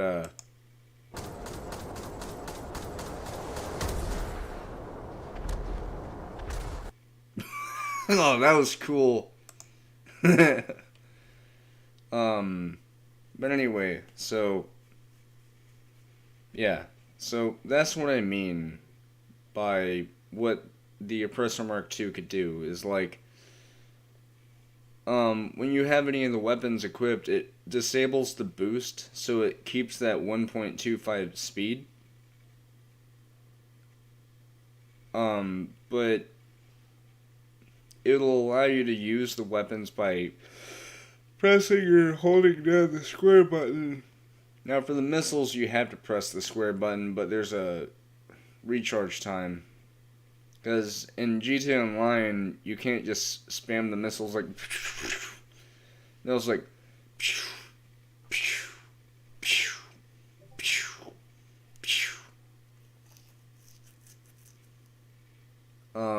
But like I said, if you go back into the gestures menu and choose disable on the weapon switch, it'll go back to the boost. But if you do have the vehicle weapons equipped, depending on which one, you'll have a option below that called weapon animation, or no, not animation, weapon animations. I just said no to that.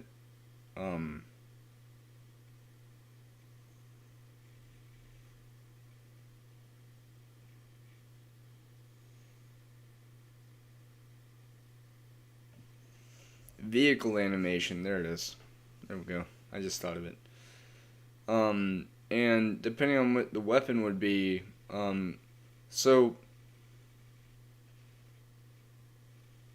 for example,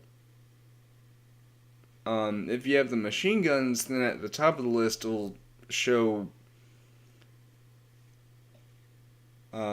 machine gun spurt, or not, no, machine gun burst, where it's like brr, brr, brr, brr. And like the bike's like looking in different directions, like it's shooting at people. With the explosive cannons, it'll look like it's doing that blowback effect that I mentioned, where it's like it'll be knocked back a bit and then move back to where it was. And then with the missiles, it'll like move back a bit, aim upwards, and then shoot a missile, and then you'll hear a not a loud one, it's just but then we have like other animations like barrel roll, where it floats up and then does a barrel roll and then lands down. There's boost spin, which is where it has that boost, but it spins in a circle where it's like, of course it wouldn't actually make you move faster, it's just an animation the bike would do for the gestures menu. And then finally there's an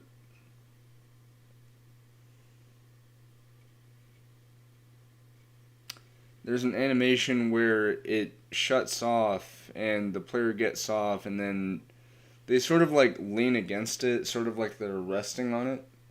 So like maybe you'd be taking a picture or something on PlayStation Home, and you could do that, and you could, upload it to social media and get you a whole lot of likes. So yeah, there's that.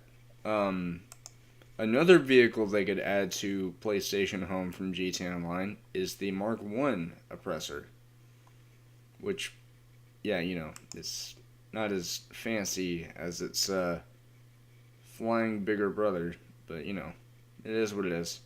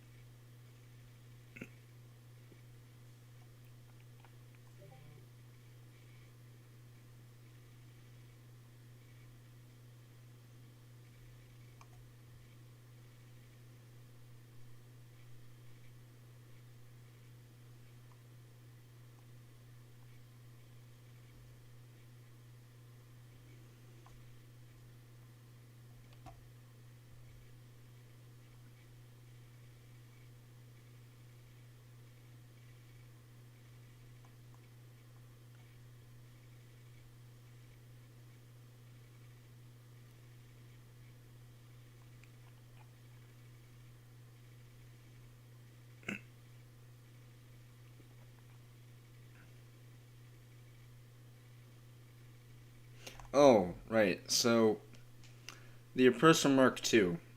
So, this is gonna be cool. So,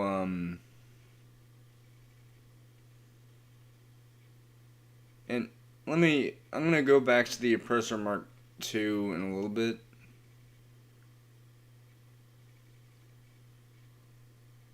I think I accidentally said Mark II whenever I was looking at this. Uh, this one. So, the regular Oppressor.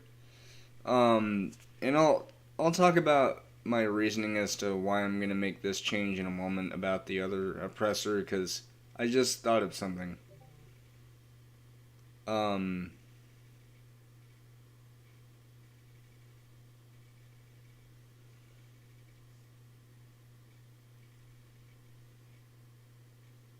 uh,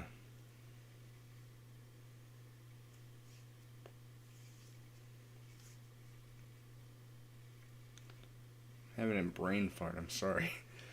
Um, oh right. So the regular oppressor, what'll happen is when you're moving normally with it, it'll just be driving like normal, just basically a motorcycle with wings on it. But when you press the square button, it'll do the boost, and the wings will be extended, and uh, you'll be sort of floating, but like you'll be going like up and down because you're trying to like gain and lose altitude, gliding the bike.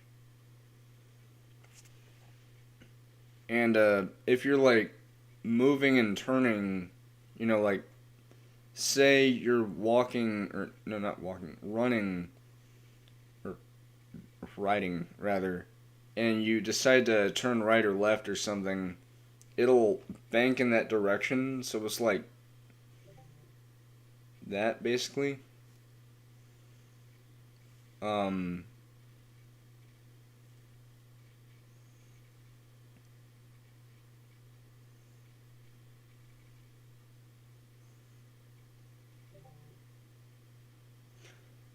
you know what? Actually, yeah. So I'm gonna go ahead and talk back about the Oppressor Mark II. So the Oppressor Mark II, I just now thought of something. You could do the weapon switch, and it won't play the sound effects for the guns. Because if you think about it, if someone holds down the square button, they move faster.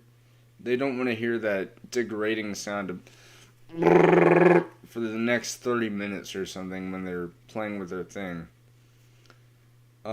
So it'd be the same thing with the oppressor. So really, it would be like for the oppressor Mark II and the Mark One, you would have the weapon switch feature on the menu where you could switch between the two weapons the vehicle would have for the oppressor Mark One or the three weapons it would have for the Mark Two.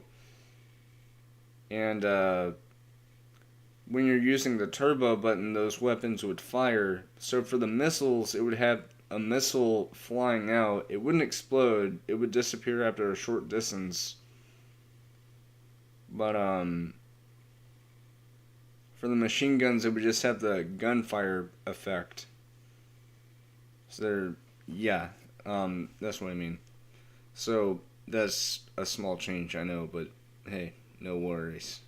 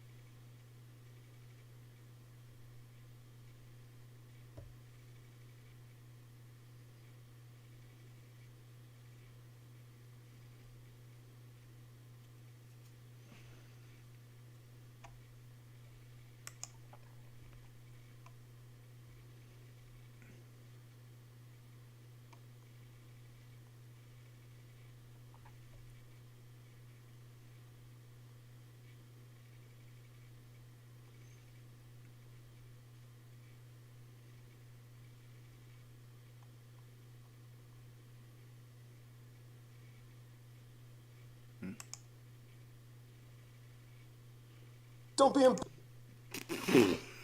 I didn't realize how loud that was. uh,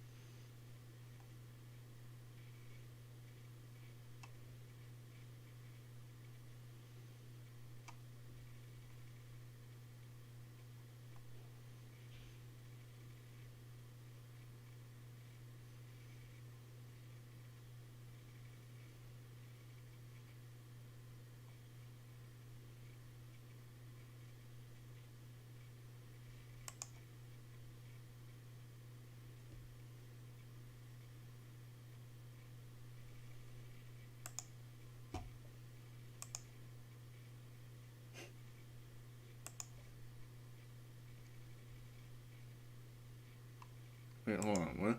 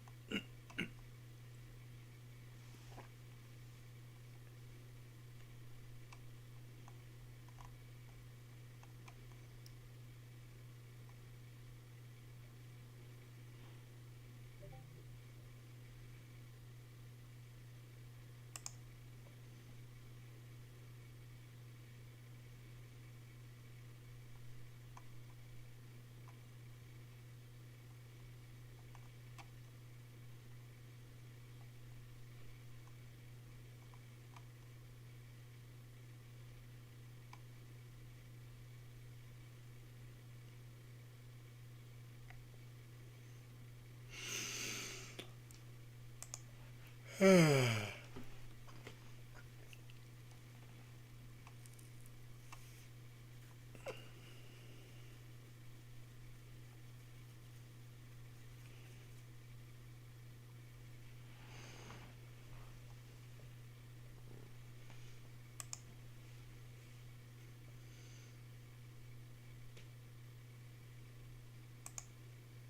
boss. This is your captain speaking. Captain Brendan Darcy. You know, on your enormous super yacht. You do remember you've got a yacht, right?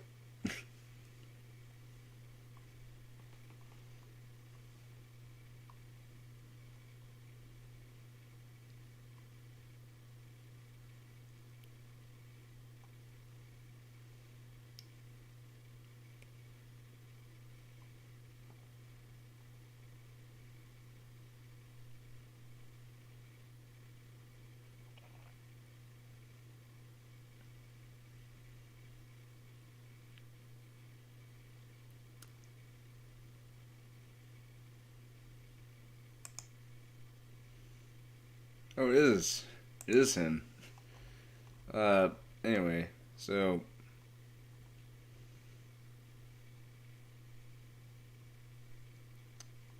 Right, so I was talking about, locomotion items. How about we talk more about some personal spaces?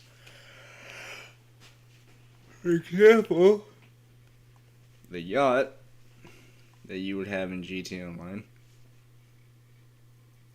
Yeah. Let's see. Franklin's house, Michael's house, the Rockford, no, not Rockford, Richmond Mansion.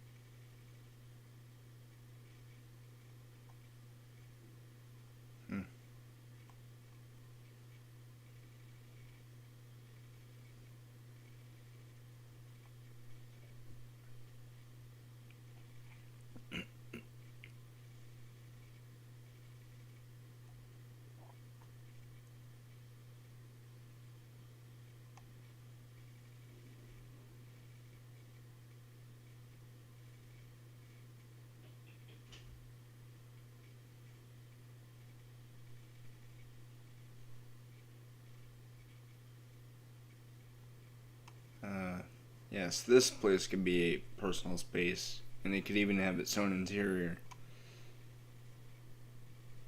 I don't know.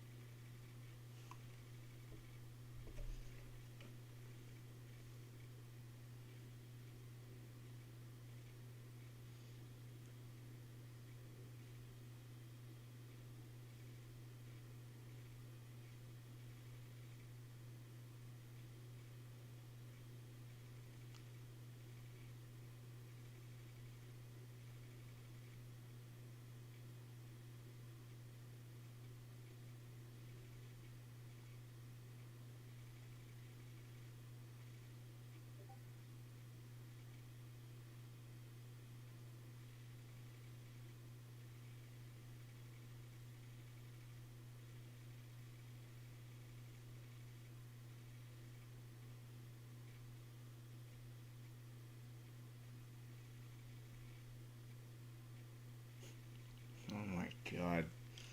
So, apparently this is quote-unquote newsworthy, but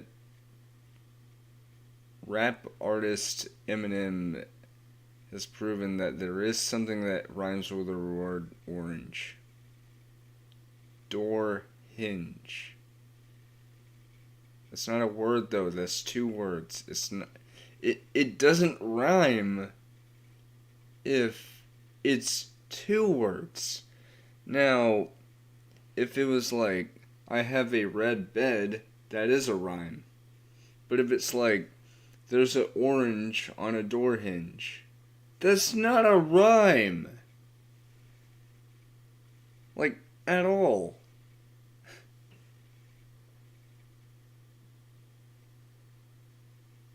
Like, door hinge, orange. They sound nothing alike. Okay? Like, seriously, what the hell? I didn't realize that was newsworthy. God. Anyway, sorry.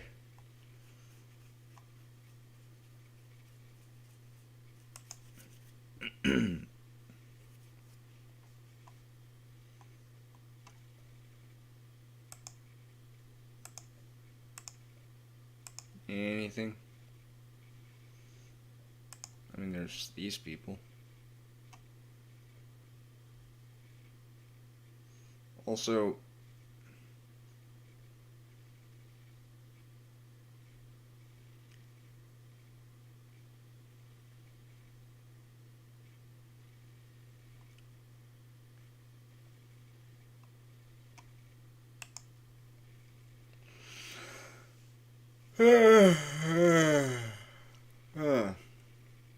wait, I think I'll just end the stream here because I'm starting to get pretty tired. Yeah. That being said, I hope you've enjoyed this. If you did, then like, comment, subscribe if you want to. You don't have to, but still appreciated, but you don't have to. Anyway, with that being said, see you later. Night. Oh, and for you Twitch viewers, tomorrow night I'll be getting back to the Half-Life stuff. I apologize for the absence. I've just been thinking about stuff. But, yeah, anyway, good night.